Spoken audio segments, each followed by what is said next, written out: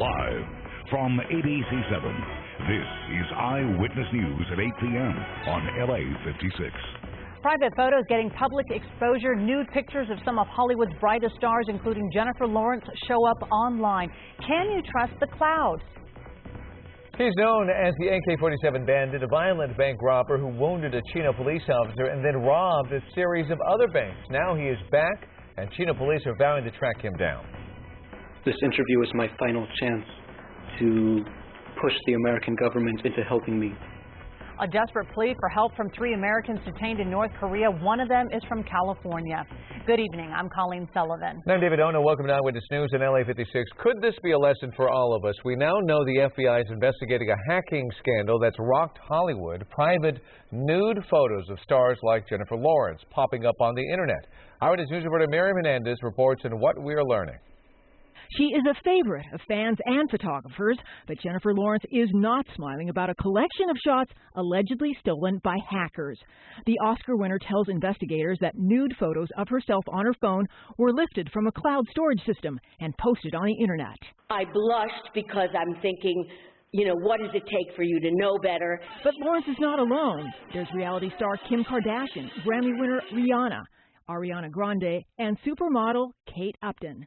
The naked images popped up on several social media sites. Lawrence now is threatening legal action. Quote, "This is a flagrant violation of privacy. The authorities have been contacted and will prosecute anyone who posts the stolen photos of Jennifer Lawrence." Unquote. Apple is one of several companies that offers cloud service. It's checking to see if any of its accounts were compromised. Apple launched its iCloud in 2012 with this ad, marketing it as a secure way to share your data. But security specialists say many smartphone users don't get how the system works. Even if you have deleted photos from your phone, oftentimes they've already been uploaded into the cloud, and when you delete them from the phone, they continue to exist. I know everything about the mobile devices like the back of my hand. Ron Abrams is a self-described Apple geek. He says security for the iCloud is on par with what banking institutions use, very secure. But if you want to make sure your photos are safe, he explains some simple steps. You have to go into settings. Under settings, you go to iCloud. It's right there, and under iCloud, just turn off PhotoStream. And once you turn PhotoStream off, none of your photos will ever be synced with the cloud. As for precautions, Hollywood journalist Jeannie Wolf says celebrities should be extra careful. It's one great big duh. It's happened enough times. You can't erase photos from your own phone. You can't erase from your computer. If you store things in the cloud, by now, up until now, you might have thought you were secure. Now you know better. Some other tips we heard today: improve your passwords, make it more complex, or sign up for upgraded security cloud service. Another expert tells us you can put your photos on a flash drive or a thumb drive. Just be sure then you don't lose your thumb drive. Miriam Hernandez, ABC7 Eyewitness News. Doctors are bringing comic legend Joan Rivers out of her induced coma. That's according to Us Weekly, which reports the waking up process will take until tomorrow. The 81-year-old has been sedated at New York's Mount Sinai Hospital since Thursday. She was rushed there in serious condition after going into cardiac arrest during a procedure at a medical clinic. Her daughter Melissa said in a statement, quote, "We are keeping our fingers crossed." A boys' club in El Monte is shut down following allegations of gang activity and ties to the Mexican mafia. The boys' club at the San Gabriel Valley is now empty. Its board of directors closed its doors after a federal indictment named the club as a meeting place for a gang. The executive director says the club is being unfairly punished. It used to be part of the National Boys and Girls Club but lost its charter. We'll have a full report on Eyewitness News at 8:30 on LA56. A violent scene in East LA today where a woman was thrown from a vehicle after her face was slashed. Police responded to East Cesar Chavez Avenue and North Indiana Street just before 2 o'clock this afternoon. They said the victim was taken to a nearby hospital with serious to critical injuries, but is expected to survive. They say she is not cooperating with investigators. So far, police have not released any suspect or vehicle description. And the so-called AK-47 bandit strikes again, apparently lying low for the past 2 weeks, or 2 years, that is. Inland Empire Bureau Chief Rob McMillan reports from Chino, where police have a very special reason for wanting to bring him to justice. We're going to track this guy down wherever he goes. He shot one of our officers. So wherever this guy goes, we're going to expend any resource that we have available to us to track him down and make sure we bring him to justice. If law enforcement had any reason to think this armed bank robber had retired, think again. The first time this guy came onto their radar was in February 2012, when he robbed the California Bank and Trust in Chino. Chino police say they think he actually phoned in a bomb threat to a nearby power facility just prior to the robbery. Listen to that recording. Is this the Chino Police Department? Yes, it is. Okay, I have a bomb. This is not a drill. You hear me? Chino police say they figured early on it might all be a ruse, so they sent officers to local banks as well. And they say an officer had just arrived at the bank the robber was holding up when the guy came outside and fired several shots at the officer, hitting his car, striking him in the leg. He fires like 4 shots at the car. Boom, boom, boom, boom. Again, that was back in February 2012. Later that year, police say the guy robbed several other banks in Northern California, Washington, and Idaho. He's not trying to hide his identity. This individual is obvious. He's got a ski mask on, he's got a ballistic vest, and he's carrying an AK-47. The officer who was wounded has since returned to patrol. And for a couple years, it seemed like this bank robber had gone into hiding until a week and a half ago when they say the same guy robbed a bank in Nebraska. We want to make everybody aware of how violent this individual is. He's not afraid to pull the trigger. He's already shot a police officer. Rob Hayes, ABC7 Eyewitness News. Big crowds at our local beaches this Labor Day holiday, but many people got a surprise when they showed up at Aliso Beach in Long Beach to find out much of it had been washed away. Yellow caution tape warned people not to go swimming. Much of the sand washed away last week by the big waves generated by former Hurricane Marie.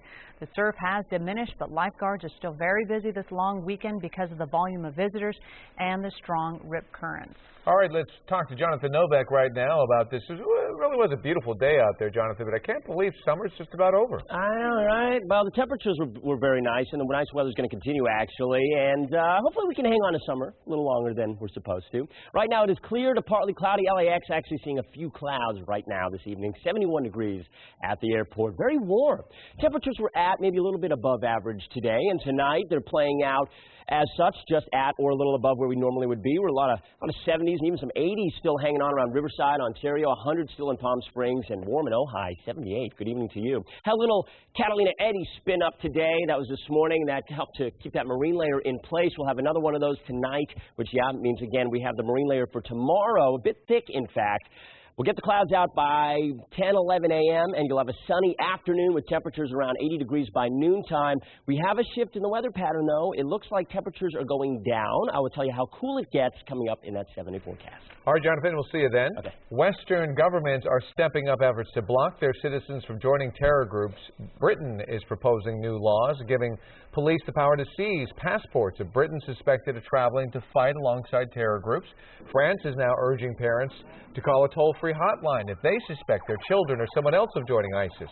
France has more citizens who have joined ISIS than any other Western nation. Meantime, President Obama today sent a letter to Congress notifying lawmakers he authorized this weekend's U.S. military strike on northern Iraq to support humanitarian efforts. Pro-Russian rebels are backing off their demand for full independence. They are now saying they would respect Ukraine's sovereignty in exchange for autonomy. This as representatives from the Ukrainian government and pro-Russian separatists take part in peace talks in Belarus. Talks began as rebels pushed government forces out of an airport near Donetsk, the second largest rebel-held city. A Bakersfield man is giving his first interview since being detained in North Korea. Matthew Todd Miller is accused of committing crimes against the state. He's one of 3 Americans who spoke to U.S. reporters today. Eyewitness News reporter Giovanna Lara tells us what they want from the U.S. government. I need help, and they need to quickly make movement because there's not much time. 24-year-old Matthew Miller is from Bakersfield. He's among 3 Americans detained in North Korea. In a surprising move, North Korean officials allowed U.S. media to interview Miller, 56-year-old tourist Jeffrey Fowl, and 46-year-old U.S. missionary Kenneth Bay, who is currently serving a 15-year sentence. All 3 detainees are pleading for the U.S. to intervene on their behalf.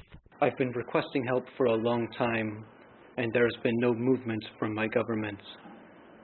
The American government is known for having a strong policy of protecting its citizens, yet for my case, there is still no movement.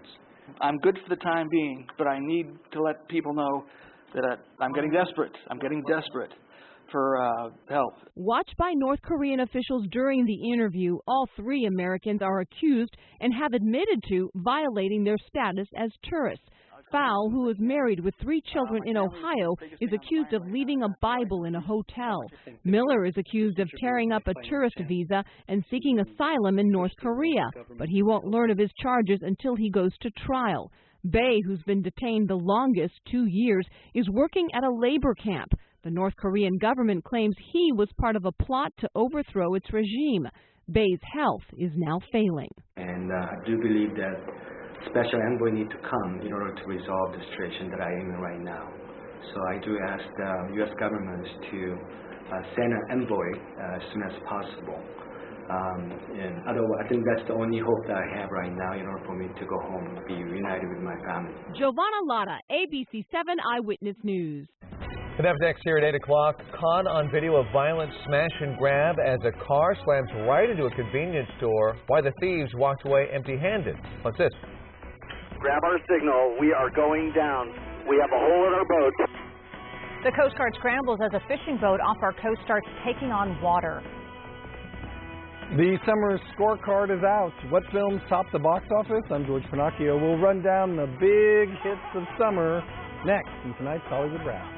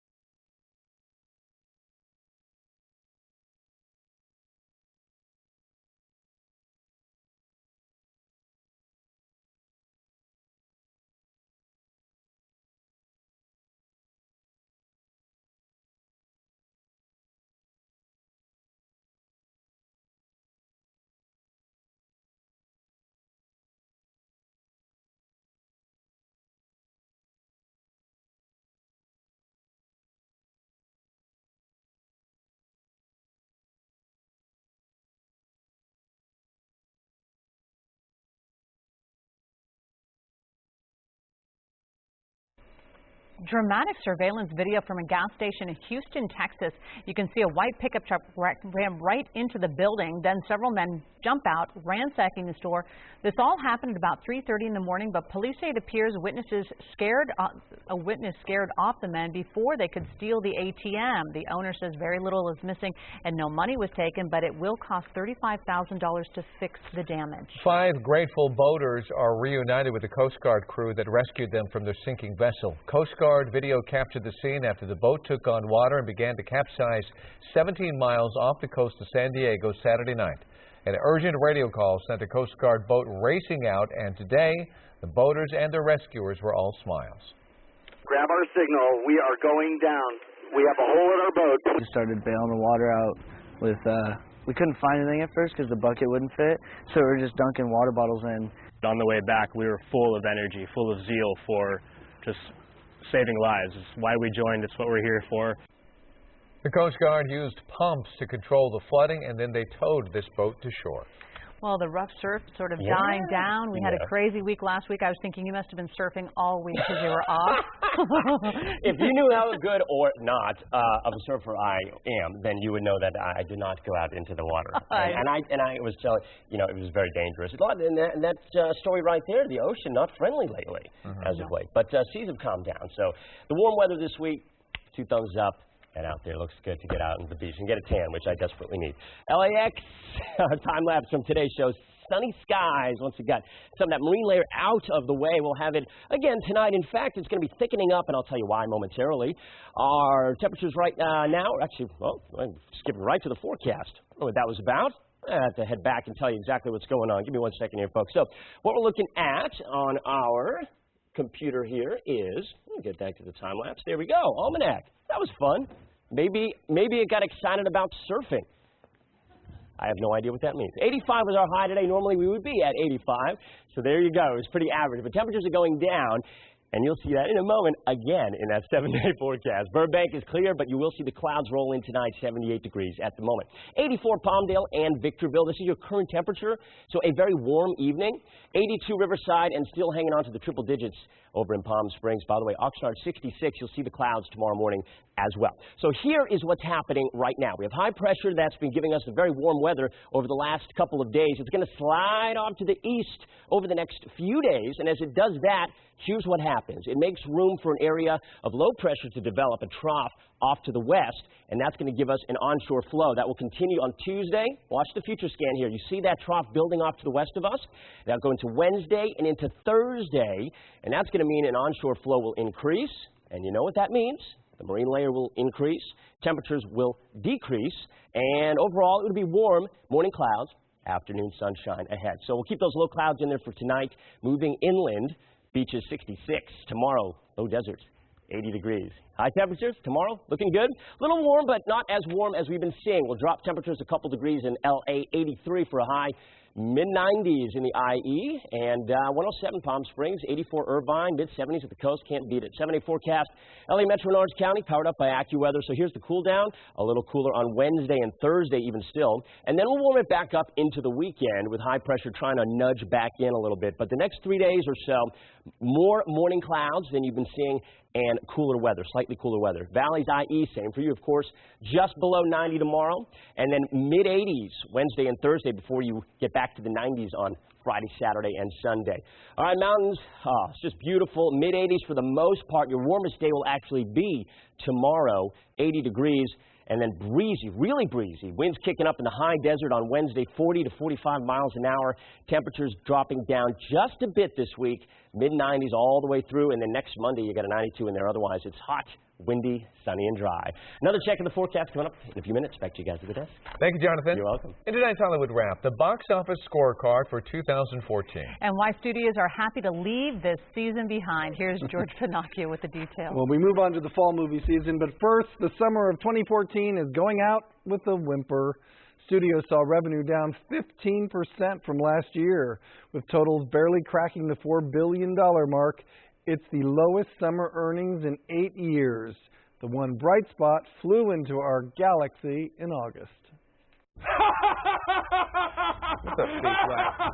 It's real! Totally fake. That is the most real, authentic, hysterical laugh of my entire life. Guardians of the Galaxy is laughing all the way to the bank. The latest big screen entry from the Marvel Universe has earned $280 million and counting. This highlight of an otherwise humdrum summer is now the top-grossing film of 2014, overpowering fellow Marvel character Captain America, the Winter Soldier. And the Guardians' throwback Awesome Mix soundtrack topped the Billboard charts for several weeks. I think we just found a Transformer. Mark Wahlberg joined the Autobots and Decepticons for a rebooted version of Transformers: Age of Extinction. It ends summer in second place, making $244 million. But it was also a huge hit overseas and has made over $1 billion worldwide. Well, Angelina Jolie proved a strong female lead can open a big movie with Maleficent. It's the summer's third-place victor. And we'll see Jolie again before the end of the year, directing the buzzworthy drama Unbreakable. We return to the Marvel world for the summer's fourth biggest movie, X-Men Days of Future Past. While it earned $233 million here, it did even better internationally and has the biggest haul of an X movie ever. Another sequel, Dawn of the Planet of the Apes, is in the 5th spot for the summer. And yet another sequel, The Amazing Spider-Man 2, is in 6th with a somewhat underwhelming $202 million.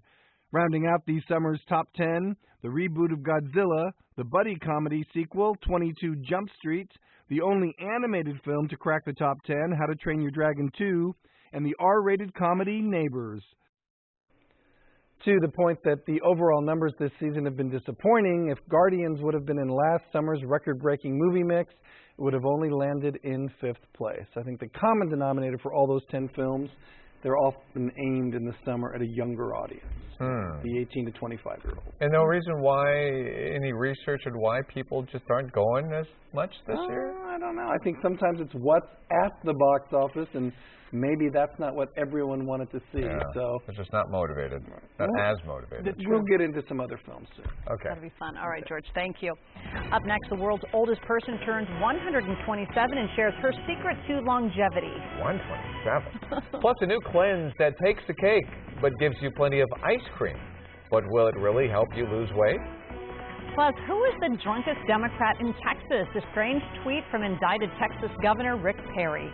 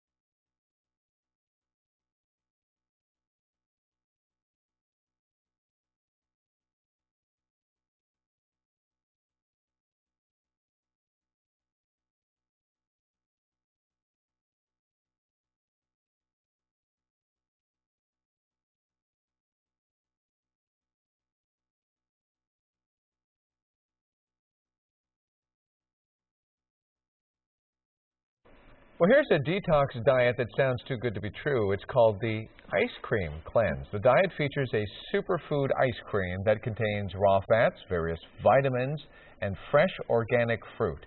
Kippy Miller, the creator of Kippy's Ice Cream Shop right here in Venice, says it looks and tastes just like ice cream. The cleanse calls for 5 pints of Miller's ice cream a day for 3 days. Miller says you can lose between 5 and 8 pounds, but nutritionists say be wary of too much of a good thing. It does have a lot of raw honey, and it does have a limited amount of nutrients, and it has fat in it as well, which again could be too much even if it's a good fat. We're not saying that you live off ice cream forever. We're saying that for 3 days you rebalance your relationship with raw fat. One man who tried this diet says he did lose about 6 pounds over 4 days, but he gained it all back just in the next weekend. A woman in Mexico who claims to be 127 years old has celebrated her birthday. If the claim is correct, Leandra Becerra would be the world's oldest living person. Her original birth certificate was lost, but a new one was issued after a government investigation of voting records. She has 73 great-grandchildren and 55 great-great-grandchildren. Her family says her secrets to long life, eating chocolate, sleeping a lot, and not getting married. She's 127 years old. She knows something. She probably knows that. We're updating this evening's top stories next at 8:30. Including the doors are locked and the playground empty, how this building went from boys' club to alleged gang hangout. And sneaking into America, the investigation into the 6,000 foreign nationals who arrived here and have now vanished.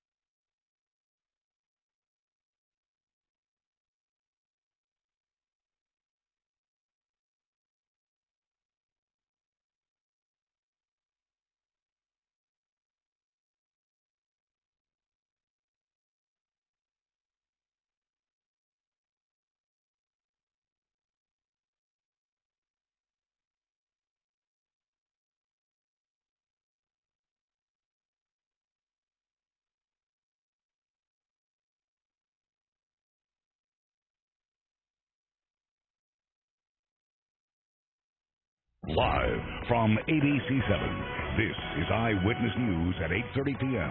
on LA56. In our top story at 8:30, the FBI is now investigating a hacking scandal that is rocking Hollywood. I'm David Ono. And I'm Colleen Sullivan. This is Eyewitness News at 8:30 on LA56. Private nude photos of big celebrities, including actress Jennifer Lawrence, singer Rihanna, and supermodel Kate Upton, stolen by hackers and posted on the internet. They were apparently taken from iCloud accounts that back up photos you take on your cell phone. Unless you change change your settings, the photos remain stored in the cloud even if you delete them from your phone.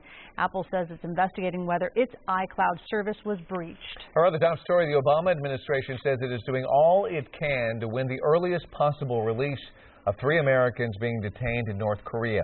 The North Korean government allowed all 3 to speak with the media today.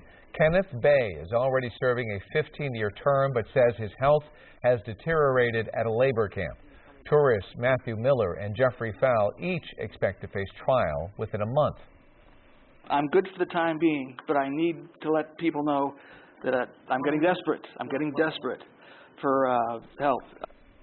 All 3 were watched closely by North Korean officials as they spoke. They called for the U.S. to send a higher-ranking representative to negotiate their freedom. Here at home, what was once a local boys' club is now just an empty building, shuttered due to alleged gang activity and ties to the Mexican mafia. Eyewitness News reporter Greg Lee reports from El Monte, where the club's executive director says they're being unfairly punished. You can usually find dozens of children playing on this soccer field in El Monte, but not now. The gym's also empty, and the game room silent at the Boys Club of the San Gabriel Valley. Can't do their homework now in the computer room. They can't play soccer. For many of them, this was their home away from home. The club used to be part of the National Boys and Girls Club until it lost its charter. Now, its board of directors is closing the doors amid allegations it served as a meeting place for the El Monte Flores gang, which is tied to the Mexican mafia. The only thing that matters to children in the neighborhood, though, is that there's an empty playground where they can't play. Why does that make you sad? Because no one can come here anymore. The allegations are part of a federal indictment naming 41 members of the gang and mentioning their significant presence at the club. It's absolutely untrue. Absolutely untrue. And there were only 5 or 6 mentions of us. Executive Director Clay Hollapeter says they're getting punished for activity that happens around their property, not in it. In fact, the club's managers blame the El Monte Police Department. A sign on the door says they were forced to close because the police resent their work. The PD sent us this statement. Although the city does not have formal jurisdiction over the club, we are working closely with the club's leadership to address the issues raised and to help guide their future activities to ensure they are appropriate for their organization's mission and the surrounding community. I know that there's a lot of gangs activity here, so I usually stay away myself. Hollapeter stands by his program and its safety. He says closing it will do nothing but make the gang problem bigger. And they think if it will close for a while, it'll go away. Well, it certainly won't go away. It'll get worse. Greg Lee, ABC7 Eyewitness News. Well, Cal Poly San Luis Obispo has a problem with the scoreboard at its football stadium. It has the name of a convicted felon on it, and now the school is asking a judge for permission to cover it up. Cal Poly alum and sports booster Al Moriarty paid $625,000 for naming rights to the scoreboard in 2009. Last month, he was convicted of fraud and what prosecutors say was a multi-million-dollar Ponzi scheme. But the school can't just remove the name because Moriarty's assets, including the naming rights, are now in the hands of a bankruptcy trustee, and the school could face a contempt charge for removing the name. Labor Day is more than just a day off for barbecues and going to the beach. People took time out in Wilmington today to remember the true spirit of the national holiday. They lined the streets for the 35th annual Labor Day parade. Many entries celebrated the American worker, and for some in attendance, the parade also served as a call to action.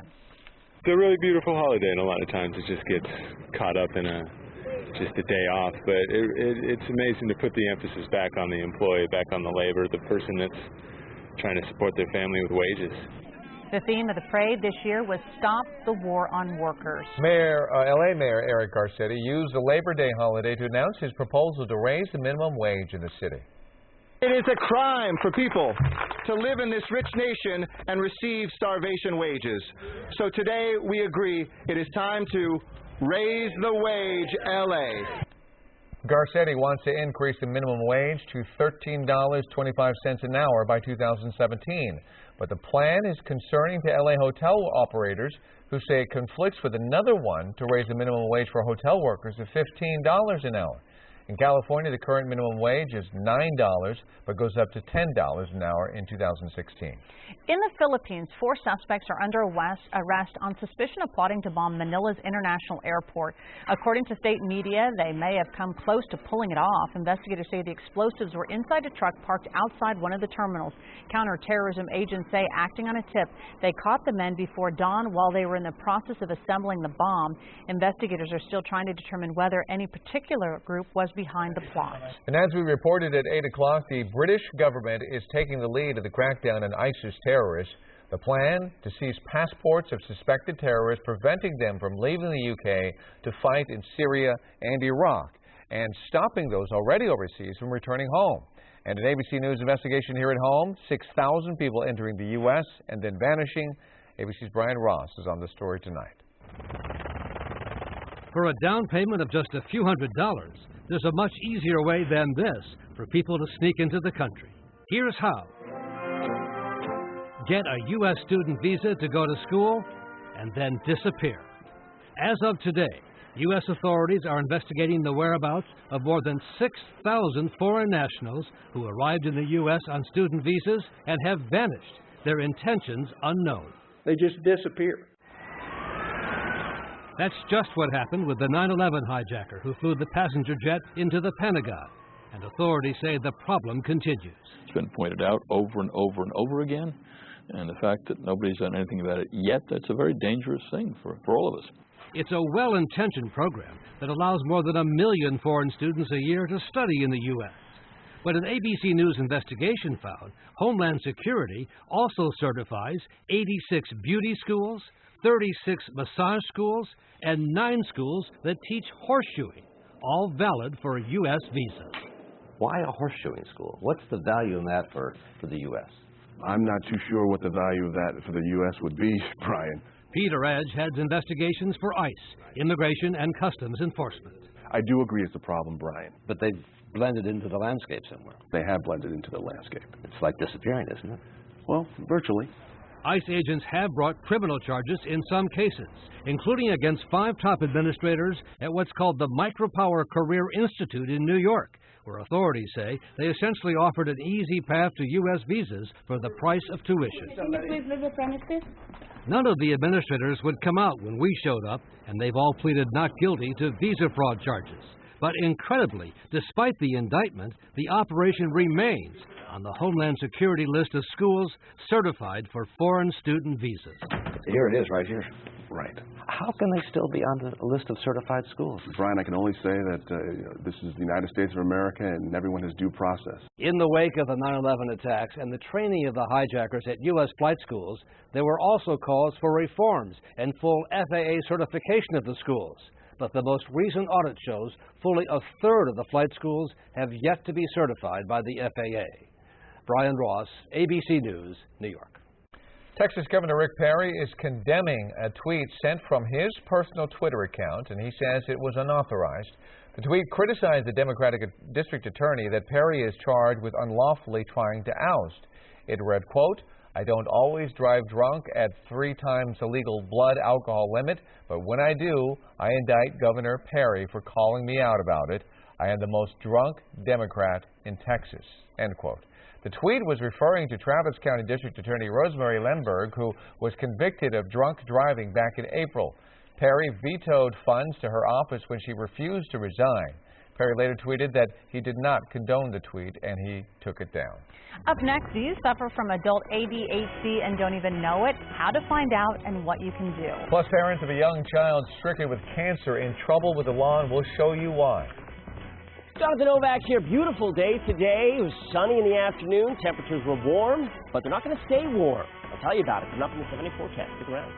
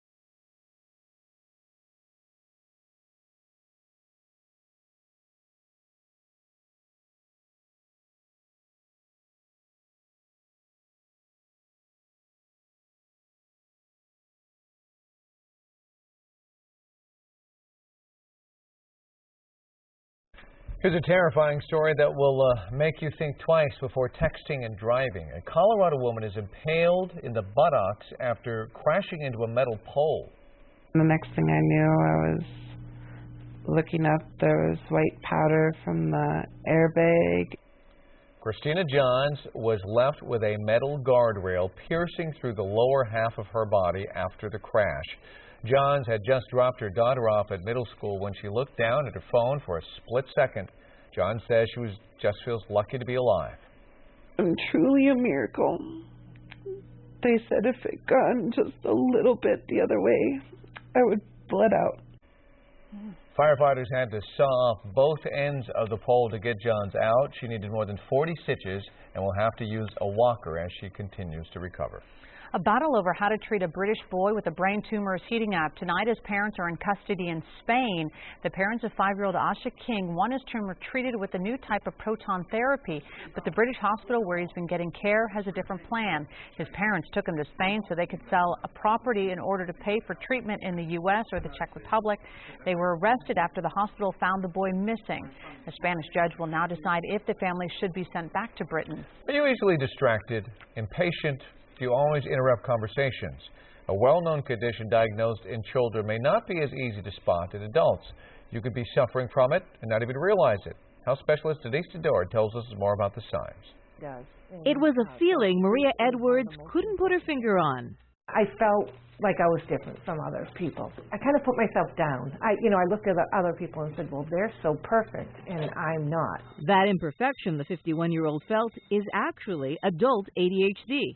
I have had feelings of depression and just not right, overwhelmed. I definitely felt overwhelmed a lot. She's not alone. According to the National Institutes of Health, more than 4% of all adults suffer from it too.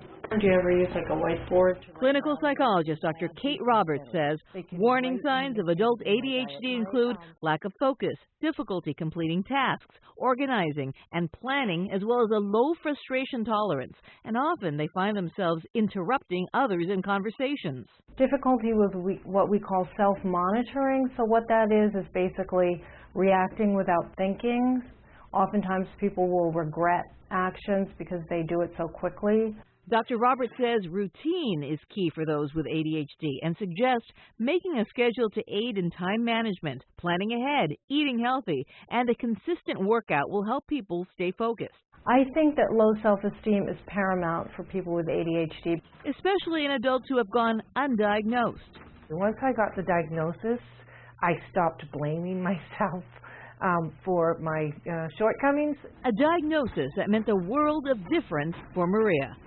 Studies show adults with ADHD tend to change jobs more and have less job satisfaction. The same stimulant medication prescribed to children is also prescribed in adults, and occupational therapists may help adult patients focus on organizational skills.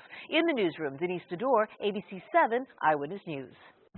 A change coming in our weather. Meteorologist Jonathan Novak has his complete forecast up next. Plus, the Pac-12 Conference awards USC and UCLA players for their play over the weekend. Coming up in sports, who took home some hardware? And $1 million home with a very unusual past. Its previous occupant, a dog.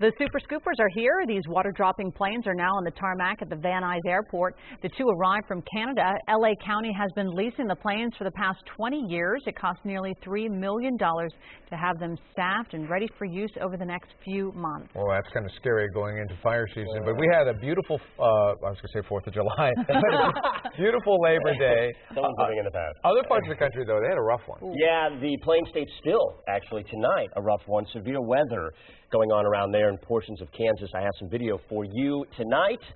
Check it out. Yeah, folks, big hail the size of golf balls.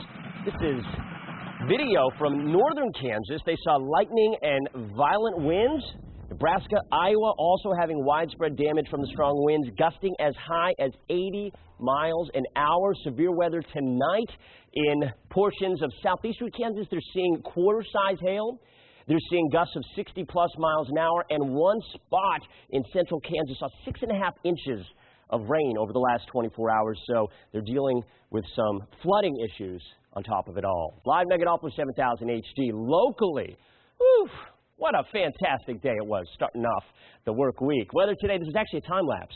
You see some thin, wispy high clouds by Big Bear, but nothing really.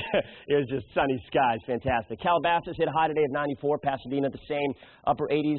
Simi Valley, these are your high temperatures from what you had today. Riverside 99, at or above average. That's how I would sum up today's temperatures. Tomorrow, we're cooling them down. 75 right now in downtown and clear, but the clouds will roll back in tonight. We have that marine layer coming back into play this evening and into the next few days. These are the current temperatures around the area. It's very warm tonight, beautiful. Riverside 82, 67. Good evening, Santa Barbara. 82 in Victorville, 86 up top. Edwards, looking good tonight. All right, so this is actually earlier today, the satellite imagery, a visible satellite. You lose this as the sun goes down. That's why it disappears at the end here. But you see this Catalina eddy that spun up right there. That helps to influence that marine layer. And we're going to have that again tonight into tomorrow. So just FYI, we'll probably see that again on tomorrow night's newscast. I can show you once again.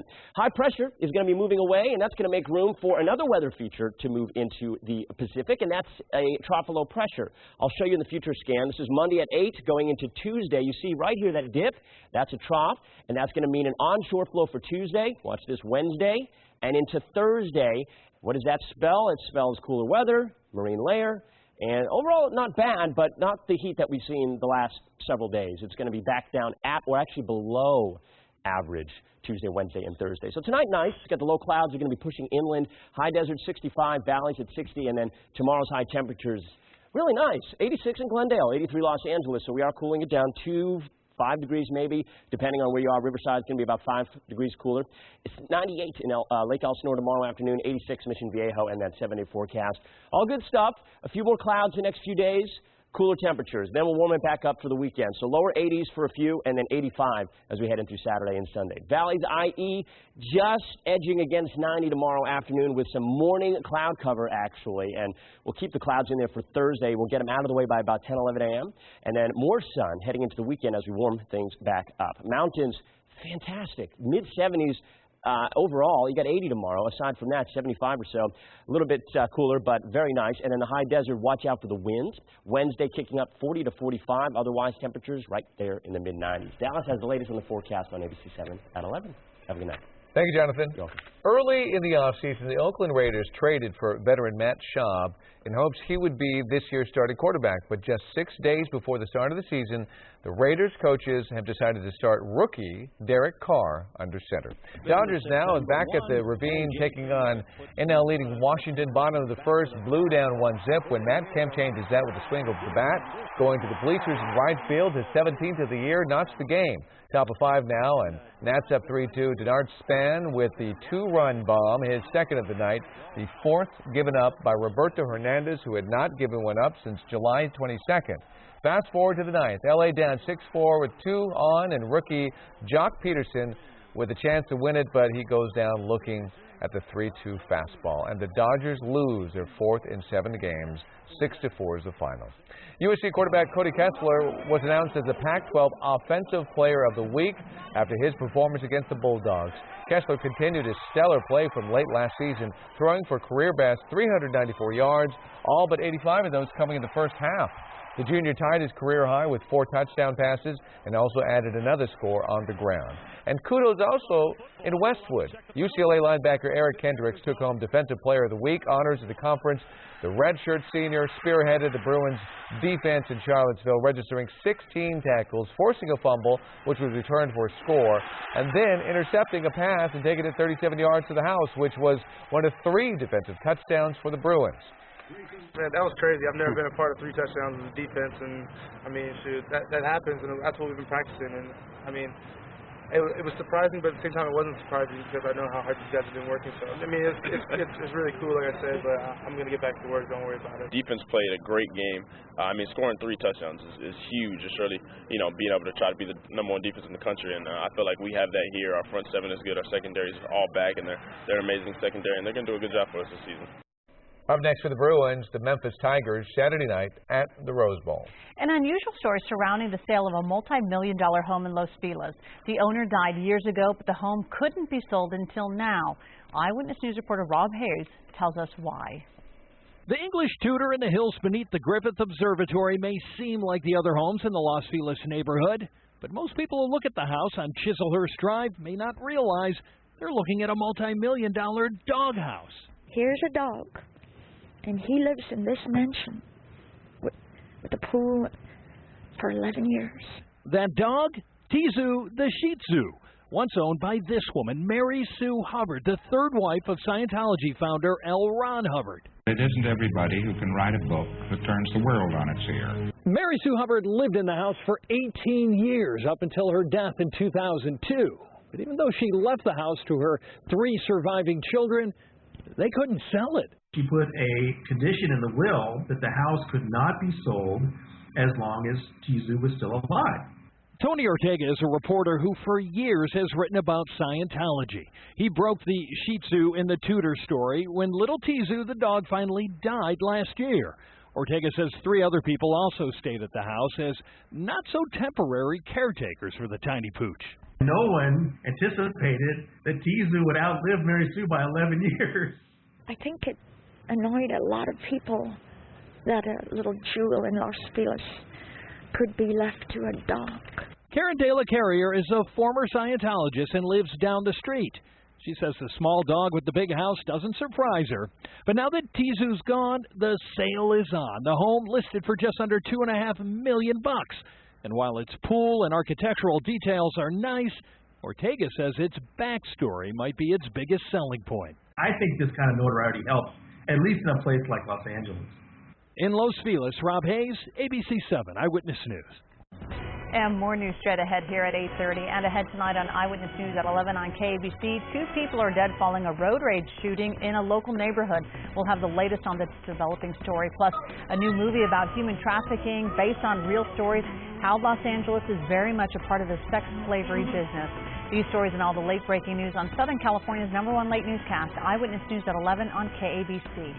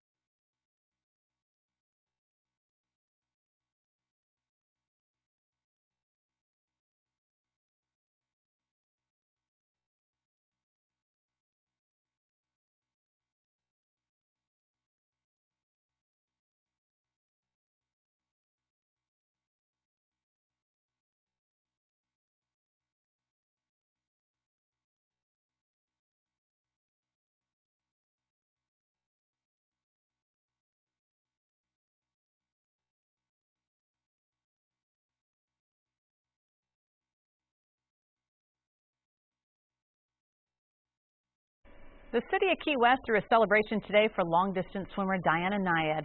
Tomorrow marks the one-year anniversary of her marathon swim from Cuba. A bronze plaque is being installed at the beach where she came ashore. A life-size sculpture is also in the works. Nayed was 64 years old when she finally completed that crossing, becoming the first person ever to swim from Cuba to Florida without a shark cage. She had spent years training at the Rose Bowl Aquatic Center in Pasadena. Her next challenge, a walk from Los Angeles to Washington, D.C. in 2016 to increase awareness of America's obesity epidemic. At least she doesn't have to worry about sharks on the walk. Jeez, no kidding for her. Yeah, but congratulations. She's probably still resting. Thanks for joining us for Eyewitness News at 8:30 on LA56. Law and Order SVU is coming up next. Have a good night.